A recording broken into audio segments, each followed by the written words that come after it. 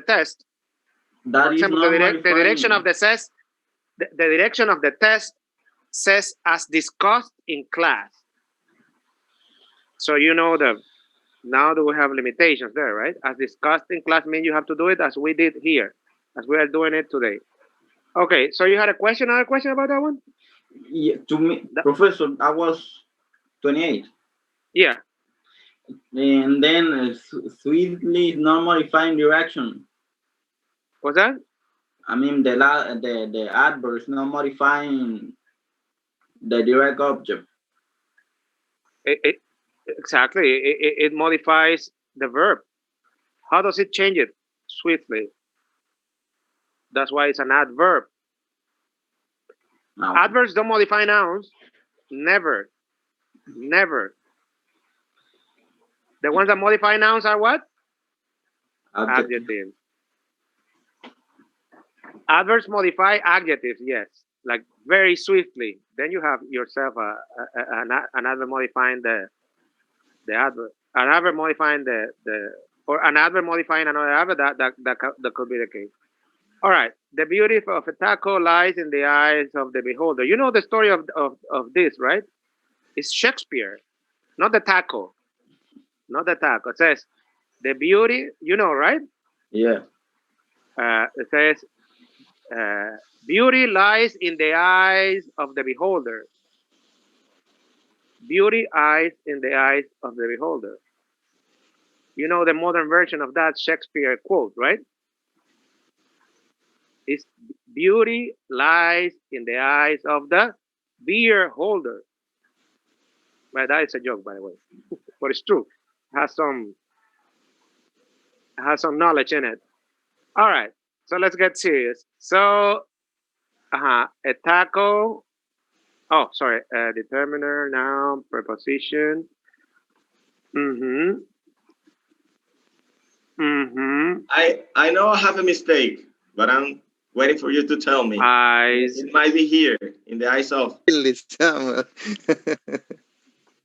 beholder, of the beholder. Yes, because then you have the beholder is a noun phrase. Then of the beholder you have a prepositional phrase that you didn't mark. Of the beholder, you need to mark that prepositional phrase. There you go. No, not so. Yeah. Professor. Right there. Hold on, 1 second. Of the beholder, then of the beholder modifies the noun eyes. Then you have eyes of the beholder. And now you have a noun phrase. Eyes of the beholder. Yes, Mayra? In this case, of is a prepositional phrase, function has a genitive. Very good. That is so right.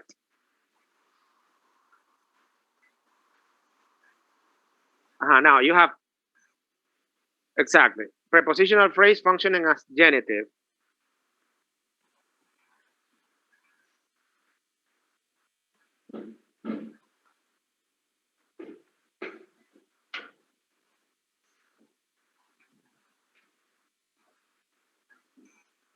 The beholder is what? Noun phrase. It's a noun phrase? Object of preposition. Very good.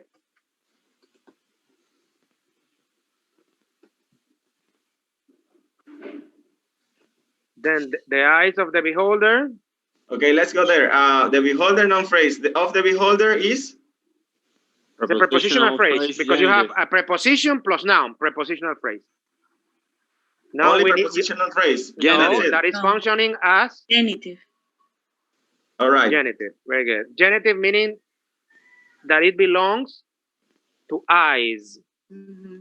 Eyes. Oh. Eyes is the noun phrase only, right? No, eyes of the beholder is the noun phrase. That's a noun phrase. Exactly. I mean, yeah, I know. In this case, eyes is not just the noun phrase. It's eyes of the beholder is the whole noun phrase. Eyes of the beholder. So that is a noun phrase. Then you have the eyes of the beholder. What is the eyes of the beholder? Noun phrase, object another of the noun phrase. Another noun phrase that is functioning as, now this one is functioning as the object of the preposition. And now you have preposition plus noun phrase, which is prepositional phrase, right? And that prepositional phrase is functioning as Adverb of place. Adverb of place. Yeah, place. because it's where. Where In does the it lie? eye. In the eyes. Where? Preposition. Yeah. Very good. Very good. All right. Very good. Prepositional phrase as? Sorry. Adverb of place. Adverb of place. Adverb of Adverb of place. So I got a doubt there, Professor. Always we're going to have of. We are not going to put like noun phrase, object, or preposition because of the of, right? So I don't understand the question. What is the question again? I mean, what it says, the beauty of the taco, I put it like a taco. Oh, I didn't check that. Oh, hold on. I have not checked that yet. Okay, a taco. Because of is just like a genitive, not object of preposition. No, but no, it's an object of preposition because of a taco is a prepositional phrase. Mm-hmm. Genitive. Now it is the function. Remember that prepositional phrases can function as adjectives, can function as adverbs, or genitives. So you need to tell me what it is in that case. This is pure grammar. Sorry, ma'am. Professor. Yes. I'm still in doubt. What is a doubt? No, prepositional phrases always have objects of preposition. Let's Prepositional phrase always has a noun phrase functioning as an object of preposition. Always, never. Yeah. You can never have one prepositional phrase without a noun phrase functioning as object of preposition. Never. Yes, you are absolutely right. My doubt is about the of. We were discussing that of is a genitive, right? Then it is a genitive. If this in this sentence is a genitive or but the prepositional phrase is the genitive. Yes, of not the object of the preposition. I'm still in that. Professor, I have a question. Okay. What is the question? In the noun phrase, the beholder, we have to separate it or put it together? For example, like the way that I mean you could, but we are not requesting that because you could say that beholder is a noun phrase, and if you say that, you're right. If you say that, you're right. Object of preposition, right? No, beholder is not the object of the preposition. The beholder is the object of the preposition. Okay, I mean the beholder is a. The beholder. Very good. Very good. Yes. Noun phrase, object of preposition. The beholder is the noun. That's the question, Professor. That's my question. Then Samuel is missing that. I had it in the. He is missing that. He is missing that. You're reinforcing what I'm saying, but you're not. Yeah, Samuel, you're missing that. It's noun phrase, object of preposition. Always, always, always. Prepositional phrases will have object, noun phrase, object of preposition. Okay. Now. Because the only formula to create a prepositional phrase is preposition plus noun phrase, functioning as object of preposition. Okay. All right. So Professor, number 30. Yes. I have one more question. Sure. On the last part, on the beholder, if I separate beholder from that, making that is what I thought that you were asking. No, but, I mean you could, but you don't do that. I mean, we could totally debate that beholder is a noun phrase alone. You see, but when you start parsing, when you start diagramming, you will see that you will join them together as one noun phrase. But if I do all that on the test, will I take points off? I mean, will you? Yes, because we say as discussed in class. Okay. Then, or even better, listen, even better, instead of noun, because then you have a problem here, Samuel. Like you have of is a preposition. Then the determiner definite article is above the. And then beholder is a noun. And that in that beholder, you can mark that instead of a noun, you say it's a noun phrase. But we don't do that, all right? Scroll back to 27 very quickly. Someone to see something at the end. 27. Oh, yes, you had it. The one that is confused is myself. Sorry. Okay. Let's go now to. I know how to fix this. Yeah, you'll fix it later. Yeah. You know that the, because I understand that it's a thing of it's a machine thing, right? That is difficult to work with the computer. Okay. Questions about this one, people? Did No you question. see how long that it take? Oh, you complain too much. Ah, come on. Poor of your girlfriend. All right, 30. Okay, Ireland kept European culture alive during the Dark Ages. All right, Dark Ages is a proper noun. Yes, the Dark Ages. You know, great adverb of time. European culture alive. Wait. Now, is this a VT? I got a BL there, but I'm not sure. BL? Gotta be T. If you say that it's a VT, it's culture alive is one noun phrase. Is that what you're saying? Now, is alive a noun? Nope. Can I say they alive? That was a question that I had. Yeah, I have Think BC. that is an adjective. Yeah, we have it like that. Then you have culture is alive. What do you have there? BC, I think It's a VC. Culture is alive. Professor, and then what is the head of the phrase? You tell me. Wait, you said that is right, but now I'm thinking. Then you have two constituents. Alive, you have to separate culture from alive. You have to draw a line. Okay, it's not a VT, it's a VC. It is a VC. Then you have European culture, alive. All right, I understand. And then you say European culture is alive.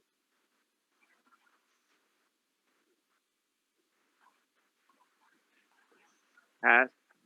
This is good. Let me check 30, 31 in the meantime. So it's gonna be object complement. Yeah, I have to change then everything. Then the alive is going to be the prepositional phrase. No, alive is not a preposition. That will be the phrase as adjective object complement. That and is then right. European culture is European going to culture, be the object. That is right. Then during the Dark Ages, that is fine. The rest is fine. The rest is fine. Okay, very good. Okay, let's go check 30. In the meantime that you're fixing that, Samuel. Oh, no, actually, no. We need another person. Thank you, Samuel. Okay. Samuel, thank you very much. I would like to share. Who's that? Guillermo. Guillermo, didn't you participate? Guillermo. Is there anybody else wanting to participate? Those who have not participated? Pedro Pablo, please share with us. Sorry, Guillermo, but I think you already have points.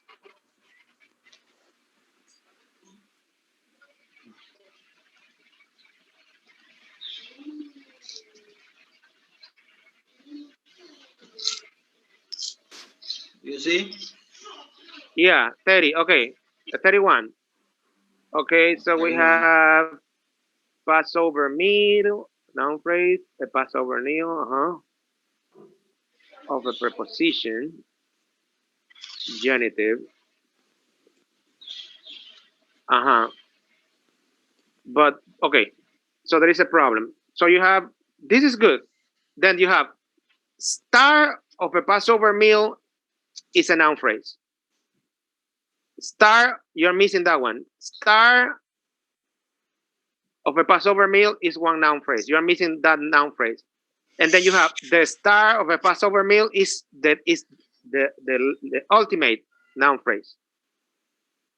Get it?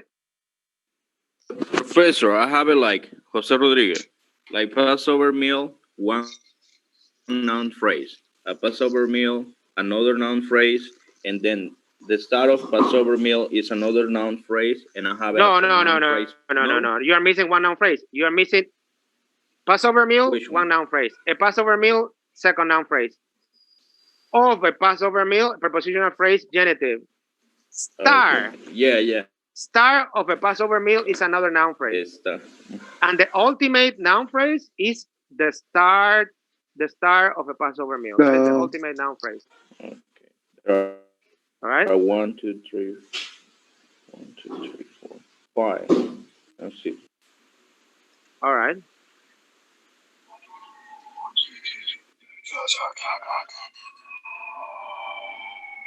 Okay, let's go to 32. Watergate investigation. Watergate is a proper noun. Motivated President Nixon's resignation. Okay. You could even say that President Nixon's is another proper noun. Alone, President Nixon. Yeah, because that is, you see, even president is capitalized. But that is punctuation, you see. Resignation, okay. President Nixon's resignation, noun phrase, direct object. It's a proper noun, it's genitive noun.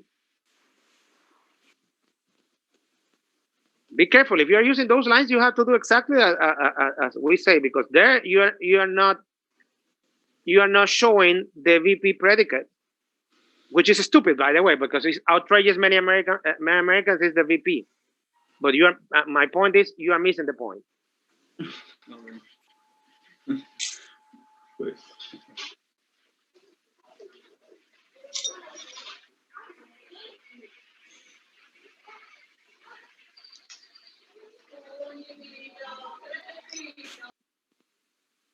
Okay. Jose, not inside a parade of characters. No, only the word character. All right. Okay. So it would be an adverb, because where I'm guessing this is a movie, right? Where in this movie? Okay. But I have a question. Do we classify like these things as places too, like movies? Yeah, because you say where, don't you? Yeah. Okay. Like the other case of in the eyes of the beholder, like where it's not a proper place that you can really be, but yeah, it's semantics. Okay. Then we have this comment. We got an adverb place. I got an adverb of source because we are talking like a book, no? Is that right? Well, Halley's comment is a comment. It's not a book. What is that? Halley's comment is a comment that now I feel old. I remember Halley's comment. I was a child. I was back in '86. Imagine that it comes around every 100 years. Wow. Yeah. So you are like 200 years already. No, so it means that in 2086 it will come back again. Halley's comment. But it's okay. That's for another. That's for another course. All right. Okay. Okay. The manufacturer.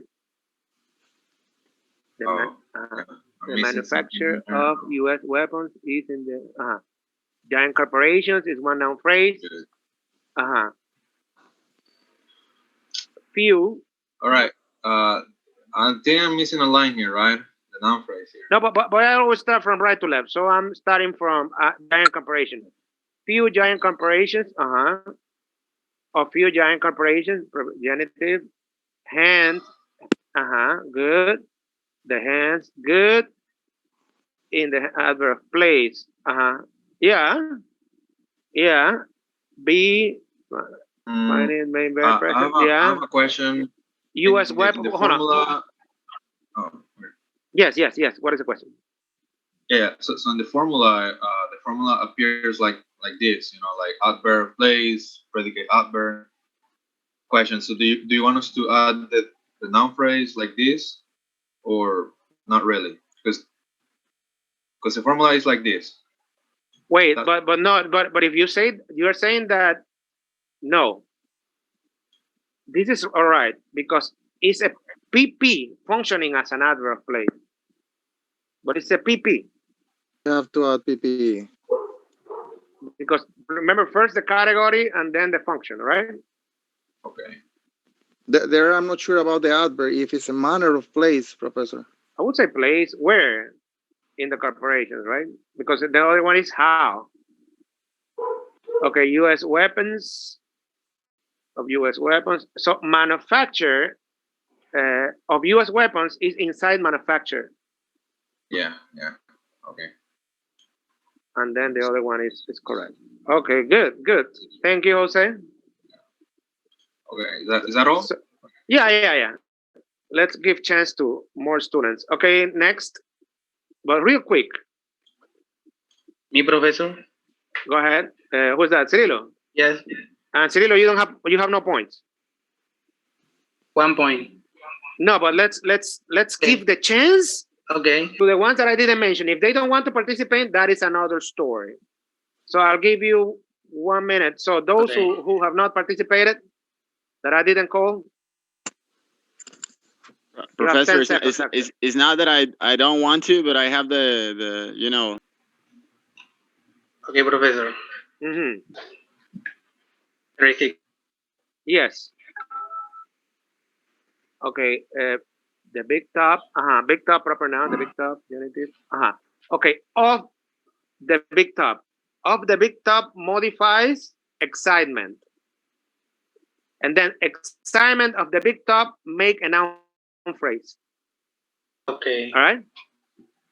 Then you have another noun phrase, which is the ultimate noun phrase, which is the excitement of the big top.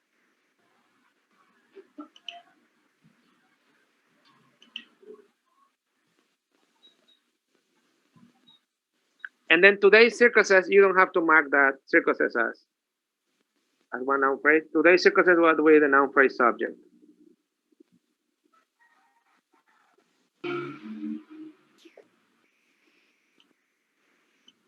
Let me see, number 37. Teachers often label hyperactive children. Look, big top. No, big top. No, big top is one proper noun. You see, it's capitalized. It's capitalized, yeah. You see, that is something that I would like to discuss with, or you can read it in books with an English teacher. But I mean, like, for example, in the United States, you have linguistics is one thing, and then English. If you say I study English to a gringo, they would think that you study literature. You see, like English literature. Get it? Because I think that for some reason the article is not added in English to proper nouns, like big top. They never capitalize the article, but that is something that I have inductively. I've never read, because this is punctuation. This is not grammar. This is not grammar. This is punctuation. Professor, I have a question. The direct object is just the excitement. No, excitement of the big top. The excitement of the big top. Okay. But then you have of the big top is inside excitement. So we have you have the big top of the big top, excitement of the big top, then the excitement of the big top. You get it? Big top is not a noun phrase? All right. Then it is a noun phrase, a proper noun. Big top. Oh, and then big top is not object It's D, of preposition. is an article. D is a noun phrase object. The problem, Cirilo, is that we are not practicing this way. You see, determiner, you have determiner above, and then you have determiner below. Okay. So you don't have to mark that. That is the determiner that is killing you. Okay. That word determiner down below is killing you. No. That one is fine. Professor, big top. No. Below D, you have a determiner. That word determiner deleted, because that one is now it's fine. You see, noun phrase, subject, or preposition. Yes. Juan, do you have a question? Oh, Professor Victor. So big top is one noun phrase, and the big top is another one noun phrase. There are two, or just one? That is correct. Big top is one noun phrase. Proper nouns are you don't part proper nouns. But at the moment, you don't say that big is an adjective and top is no. You don't say that. Big top is one noun. It's one phrase. It's one noun phrase. Infinitive. Okay. Which one? Which is the other one? No, that's what I'm saying. But listen, this is punctuation. This is not grammar. That's something else. But inductively, I think that in English you don't add. But don't believe me. Go ahead and Google this. The article is not part of the remember that the article is very optional in English. That's why it is not capitalized unless it's capitalized in the book. But big top is a proper noun. Like the Canal of Panama. I don't know. I am guessing that the canal, that D is not capitalized. That the Canal of Panama, D is not capitalized. But this is punctuation. Don't believe me. Go ahead and ask your composition professors who taught composition to you. That they know. Okay. Teachers often label hyperactive children homemakers. So you have, okay, but first, if it is a VC, but you have a problem then with constituency. You have hyperactive is not a noun. What is hyperactive? Adjective. Adjective. And direct objects are always nouns. No, it's an adjective. It's a pure adjective. And then you need a noun for that adjective. So that would be hyperactive children. Hyperactive children is the noun phrase. And then troublemakers. So you can say hyperactive children are troublemakers. Perfect. It's a VC. So then you have troublemakers. What is troublemakers? A noun. So troublemakers is a noun phrase. Object complement. Then you have hyperactive children is the noun phrase. Direct object. Direct object. And then listen. Often is what? What is often? Periodical? No. No. It's an adverb. It's an adverb. Adverb of time. Adverb frequency. That adverb is making constituency with what? With the verb. With the modifying verb. the verb. It's modifying the verb. So you are having like often is part of the subject and it is not. So you have often label is the MVP. Really? Often label. Of course. Often is modifying label.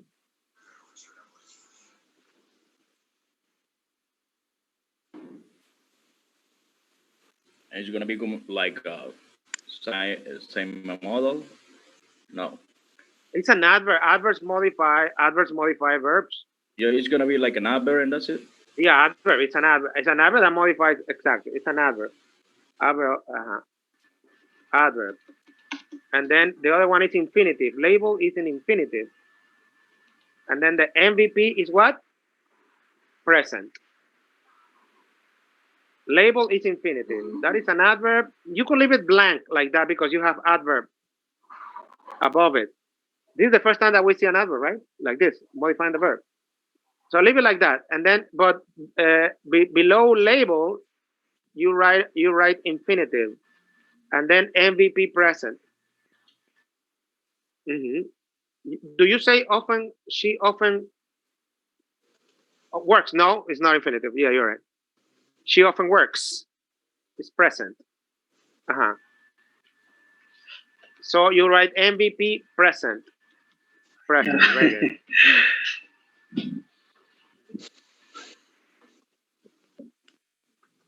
Because that is not a modal. That is not a modal. Okay. 38.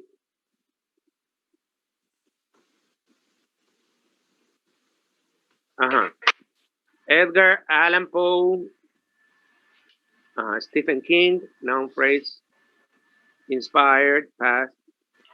Okay, that line is, you don't have to mark. You say Edgar Allan Poe's work is one noun phrase subject.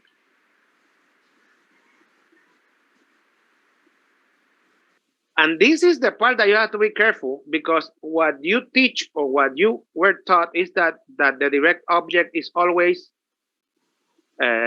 inanimate. In this case, you have an animate direct object. That's why direct object transitive verbs also answer to the question who. Inspired what? Inspired who? Be careful with that, because you might be confused. Like Stephen King is not a what? It's a who. Yeah, I was So confused in transitive that. verbs answer the question who as well. I was confused with the reflective because it was actually like what? It doesn't make Exactly. sense. Very good. It Very doesn't good. make sense. Reflective. Yeah. Exactly. Reflects back to the subject. Very good. Very good. Okay, let's go now to 39. So, Professor, 38 is BT. 38 is BT or VI? It's BT. BT. Yeah, because you cannot have VIs don't take noun phrase direct object.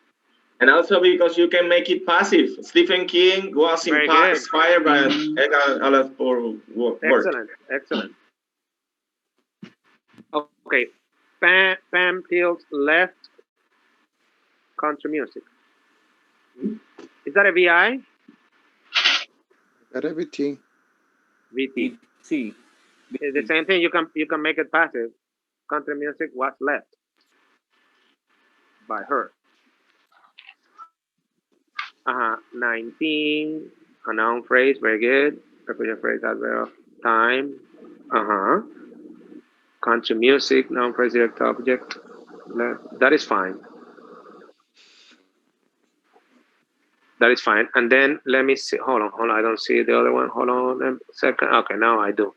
She returned. That is a VI at 35. Good.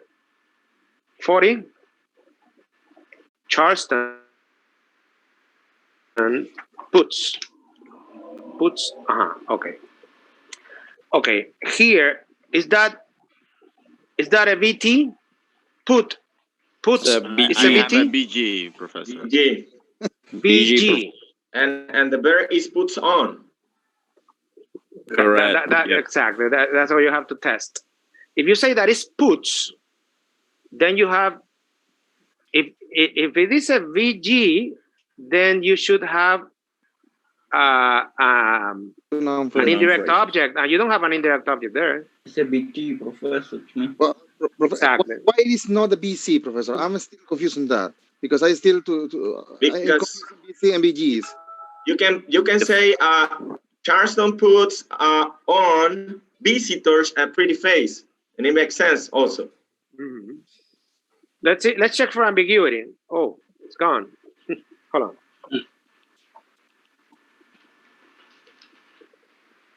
I made it BC. I made it Okay. BC. That's why. Okay. It said puts what? A pretty face for its visitors. For whom? Puts.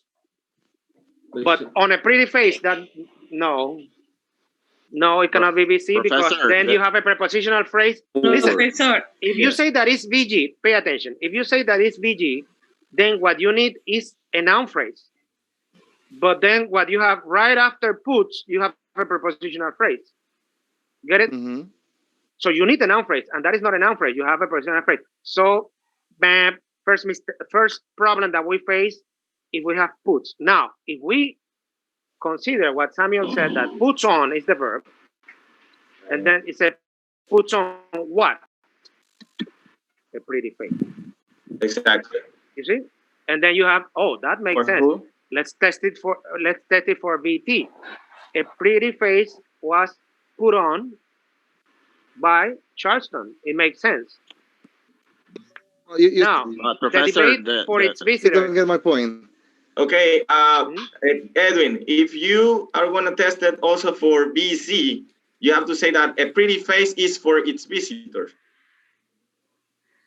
If you go to the formula, we have that for is a prepositional phrase. That can be the object complement. For its visitor, it's talking about what? The pre-phrase, no? All right. Edwin, All right. do you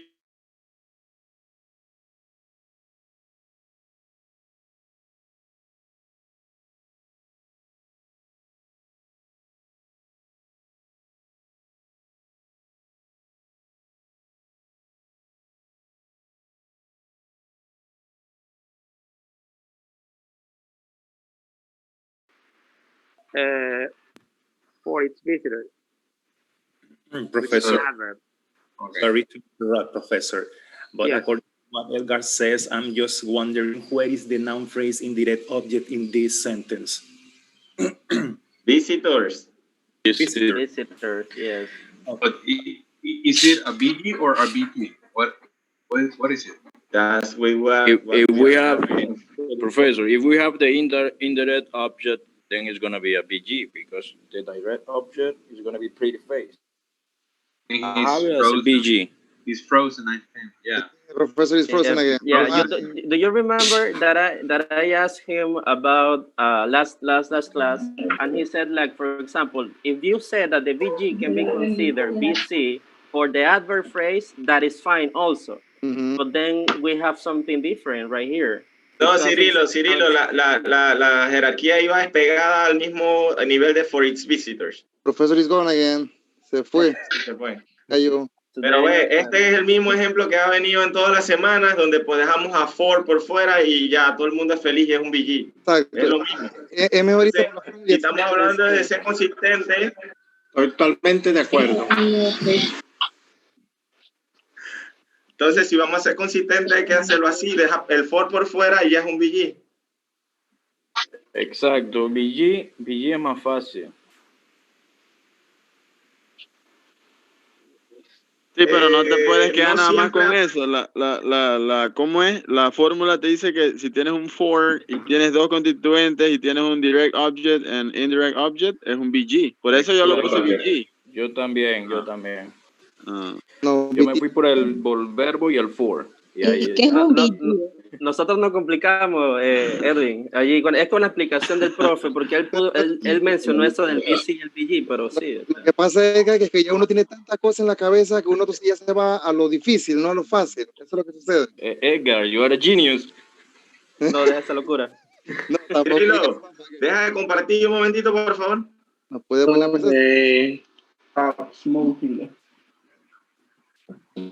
Se va a cerrar la reunión de nuevo. Nos vaya apagando como en antes. Así. Deja el for aquí afuera y ya tienes un BG.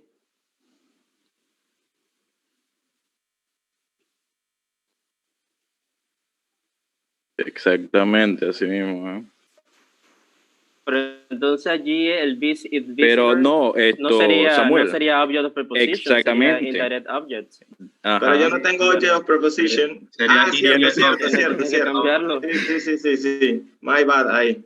Estás contradiciendo, loco. ¿Qué pasó? Sí, espérate. Be Entonces, consistent, be consistent.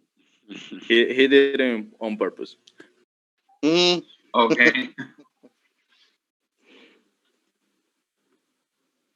¿Ahora? Ahora sí. Ok.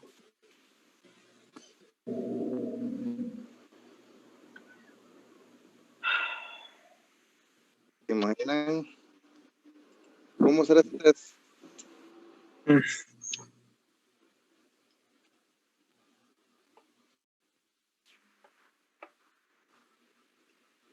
Y capaz y hace lo mismo, que nos da disque media hora para hacer este test.